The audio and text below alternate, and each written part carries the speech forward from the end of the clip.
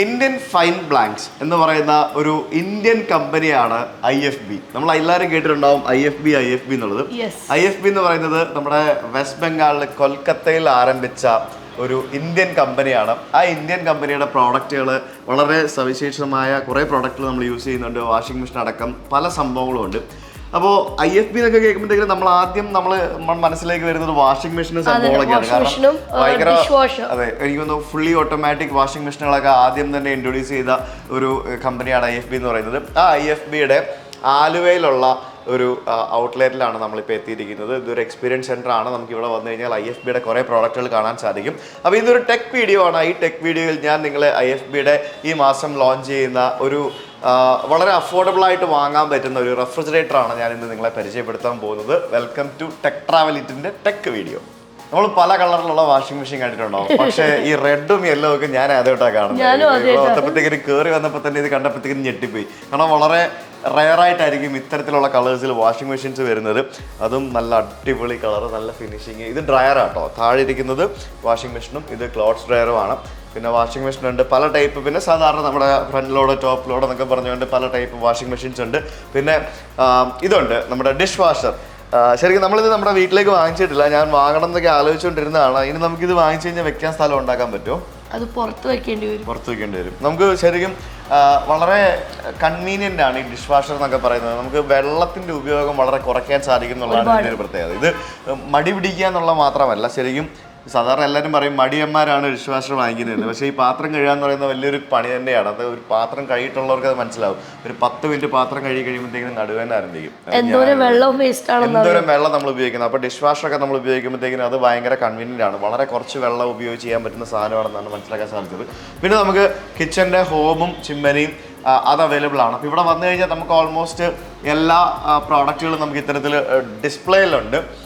പിന്നെ നമുക്ക് പലതരത്തിലുള്ള ഓവൻസ് ഇവിടെ വെച്ചിട്ടുണ്ട്. പിന്നെ AC വെച്ചിട്ടുണ്ട്. AC തന്നെ ഇപ്പം നമുക്ക് പല മോഡൽസിലുള്ള AC കാണാം. സോ നമ്മളിവിടെ എത്തിയിരിക്കുന്നത് ഈ ഇരിക്കുന്ന താരത്തെ കാണാൻ വേണ്ടിയാണ്. ഇതാണ് ഈ മാസം മാർക്കറ്റിലേക്ക് ലോഞ്ച് ആവുന്ന ഇവരുടെ ബ്രാൻഡ് ന്യൂ ഐറ്റം.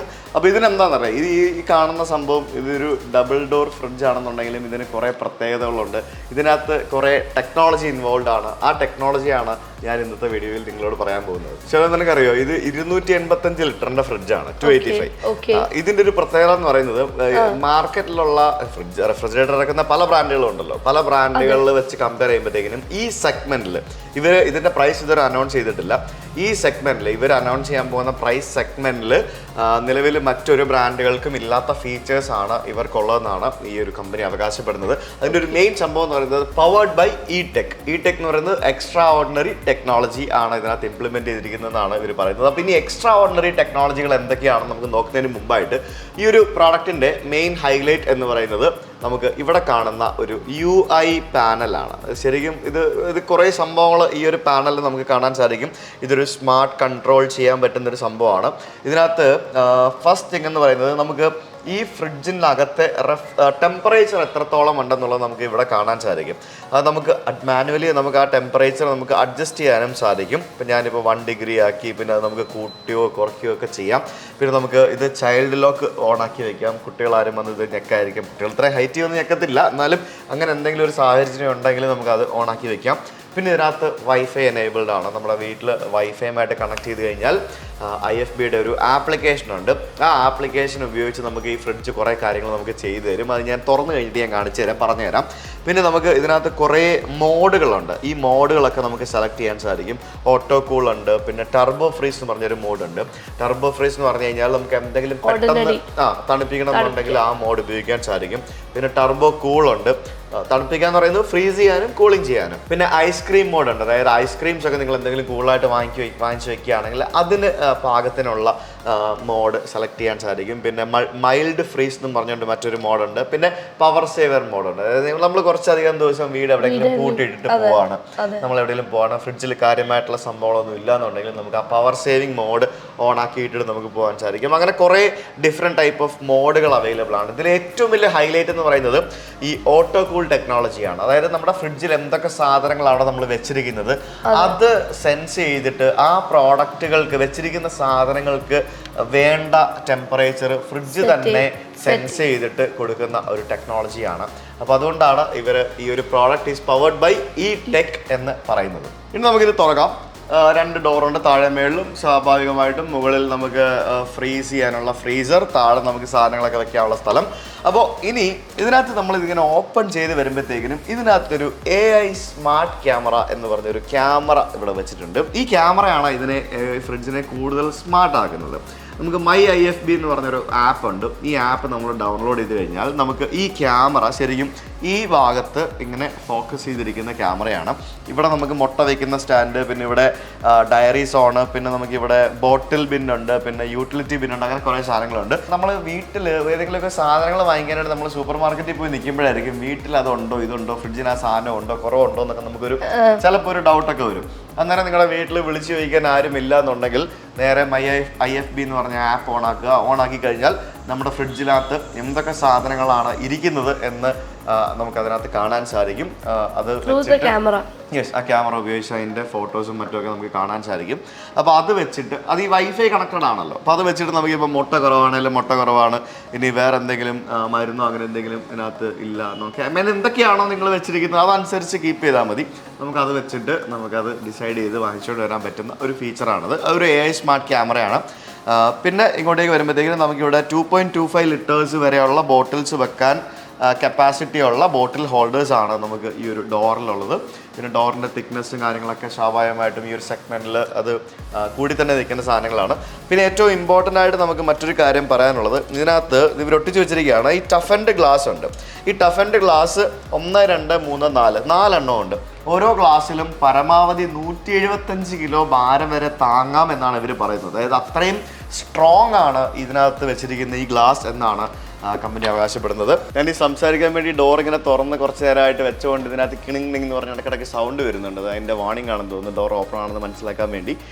ഇതിനകത്ത് ഒരു സറൗണ്ട് കൂൾ ടെക്നോളജി എന്ന് പറഞ്ഞ സംഭവമുണ്ട്. അതായത് ഇതിനകത്ത് നമുക്ക് അകത്ത് നോക്കുമ്പോഴത്തേക്കിനും നമുക്ക് പല ഈ AC വെൻ്റൊക്കെ പോലെ ഈ കാറ്റ്, തണുത്ത കാറ്റ് ഇങ്ങനെ വരുന്നതിന് വേണ്ടിയുള്ള വെൻറ്റുകൾ നമുക്ക് ഇതിൻ്റെ പല ഭാഗത്തായിട്ട് അകത്തും പുറകിലും പല സ്ഥലങ്ങളായിട്ട് നമുക്ക് കാണാൻ സാധിക്കും. അത് ഇങ്ങനെ ഈ ഒരു ഷേപ്പിൽ സറൗണ്ട് കൂൾ ടെക്നോളജി എന്നാണ് അവർ കമ്പനി അതിന് വേണ്ടി പറയുന്നത്. ബേസിക്കലി ചില ഫ്രിഡ്ജുകളിൽ നമുക്ക് ഫ്രണ്ടിൽ മാത്രമേ കാണാൻ സാധിക്കുകയുള്ളൂ, ചില സൈഡിൽ മാത്രമേ കാണാൻ സാധിക്കുകയുള്ളൂ. അപ്പോൾ ഇതിനകത്തൊരു സറൗണ്ട് കൂൾ ടെക്നോളജി ഇൻക്ലൂഡ് ചെയ്തിരിക്കുന്നതുകൊണ്ട് ചില ഫ്രിഡ്ജുകളിൽ പ്രോപ്പറായിട്ട് തണുപ്പ് വരുന്ന ഭാഗങ്ങൾ ഉണ്ടാവില്ല, ചിലതിനകത്ത് കൂടുതൽ തണുപ്പ് വരുന്ന ഭാഗങ്ങളുണ്ടാവും. അപ്പോൾ അങ്ങനെയൊന്നും സംഭവിക്കാതെ ഈക്വലി ഇതിൻ്റെ ഉൾഭാഗം മൊത്തത്തിൽ ഒരേ ടെമ്പറേച്ചർ മെയിൻറ്റെയിൻ ചെയ്യാൻ സാധിക്കുന്ന ടെക്നോളജിയാണ് സറൗണ്ട് കൂൾ ടെക്നോളജി. ഈ ഒരു പ്രൈസ് റേഞ്ചിലുള്ള ഈ സെഗ്മെൻറ്റിൽ വരുന്ന മറ്റ് റെഫ്രിജറേറ്ററുകൾക്ക്, അതായത് മറ്റ് ബ്രാൻഡുകളുടെ റെഫ്രിജറേറ്റർക്ക് ഇതിൻ്റെ ഉള്ളിൽ തണുപ്പിക്കുന്നതിന് വേണ്ടി കൂൾ പാഡ്സ് ആണ് സാധാരണ വരുന്നത്. പക്ഷേ ഈ ഒരു പ്രോഡക്റ്റിനകത്ത് നമുക്ക് ശരിക്കും മെറ്റൽ പ്ലേറ്റുകളാണ് വരുന്നത്. മെറ്റൽ പ്ലേറ്റ്സ് ആണ് നമുക്ക് ഈ ഒരു സംഭവത്തെ തണുപ്പിച്ച് മെയിൻറ്റെയിൻ ചെയ്യുന്നത്. പെട്ടെന്ന് ഇപ്പോൾ കറണ്ടൊക്കെ പോയി കഴിഞ്ഞാൽ നമുക്ക് ആ ഒരു മെറ്റൽ പ്ലേറ്റിൻ്റെ ടെക്നോളജിയാണ് നമ്മളെ ആ ഒരു തണുപ്പ് കുറച്ച് സമയം നിലനിർത്തുന്നതിന് വേണ്ടി സഹായിക്കുന്നത്. അതും വളരെ അഡ്വാൻറ്റേജ് ആയിട്ടുള്ളൊരു കാര്യം തന്നെയാണ്.